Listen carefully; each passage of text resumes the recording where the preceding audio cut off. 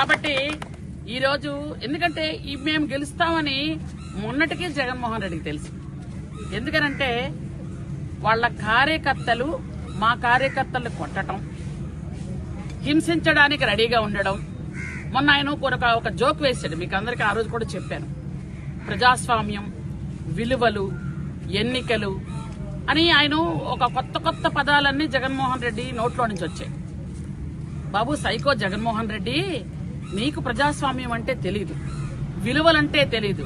కానీ ఈరోజు ప్రజాస్వామ్యబద్ధంగా జరిగిన ఎన్నికల్లో పులివెందుల ఓటర్లు వాళ్ళు ఖచ్చితంగా వాళ్ళ ఓటు హక్కు వాళ్ళు వినియోగించుకున్నారు. ఇన్నాళ్లకి ధైర్యంగా బయటకు వచ్చి మేము ఓటు వేశాము అని గుండెల మీద చేసి ధైర్యంగా చెప్పారు. దానికి నీకు పిచ్చి ముదిరి ఫ్రస్ట్రేషన్ ఎక్కువైపోయి చంద్రబాబు నాయుడు గారిని కామెంట్ చేస్తావా? రామాకృష్ణ అనుకోని ఉండాలని అడుగుతున్నావా?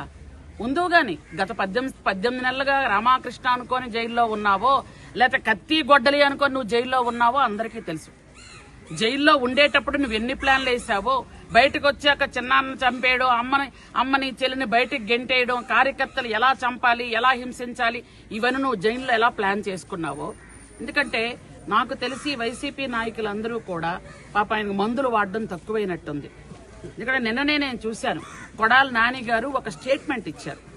అది ఏమంటున్నాడంటే 151 సీట్ల నుంచి 11 సీట్లు రాగానే సైకో జగన్ కి మతి భ్రమించింది, మతి పోయింది, కాబట్టి ఫ్రస్ట్రేషన్ లో ఏదో మాట్లాడుతూ ఉంటాడు అన్నాడు ఆయన.